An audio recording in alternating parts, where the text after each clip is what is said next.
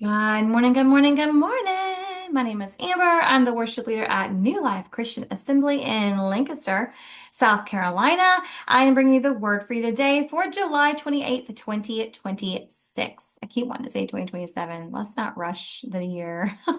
Okay, here we go. Today is going to be study, work, hope, perseverance.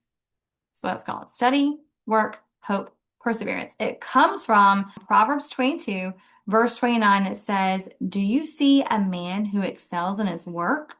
He will stand before kings." I have a friend of mine who's above me in the business that I'm a part of, and she always says excellent work is what Christians should be doing because we have an excellent king, an excellent savior, an excellent God. And so we should be nothing less than excellent ourselves in all that we do. So here's the devotional. Here we go. Helping the deaf to communicate was what truly motivated Alexander Graham Bell, inventor of the telephone. Perhaps it's because his mother and his wife were both deaf. If I can make a deaf mute talk, Bell said, I can make metal talk.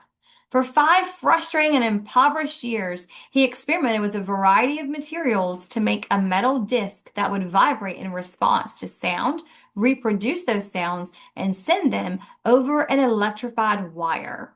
During a visit to Washington, D.C., he called on Joseph Henry, a scientist who was a pioneer in research related to electricity. He presented his ideas to him and asked his advice. Should he let someone else perfect the telephone or should he do it himself? Henry encouraged Bell to do it himself, to which he complained that he lacked the necessary knowledge of electricity. Henry's brief answer was, then get it. And so Bell studied electricity. A year later, when he obtained a patent for the telephone, the patent office officials credited him with knowing more about electricity than all the other inventors combined. Wow. Study, work, hope, and perseverance are common things, but they are the key to uncommon success in life. And as Bell discovered, perseverance is often the most challenging. Longfellow wrote, "The heights by great men reached and kept were not attained by sudden flight, but they, while their companions slept, were toiling upward in the night."